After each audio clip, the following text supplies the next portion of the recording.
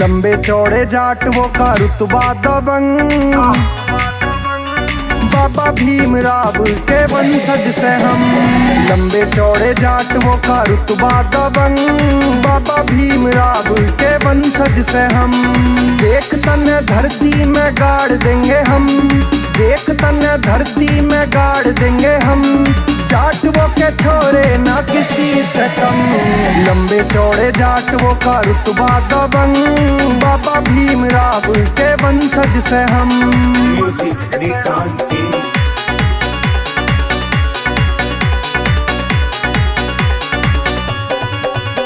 ये cute cute छोरी इस जाटव की दीवानी से, गाड़ी घोड़ा कोठी पावे जलवा भी नामी से। ये क्यूट क्यूट छोरी इस जाटव की दीवानी से, गाड़ी घोड़ा कोठी पावे जलवा।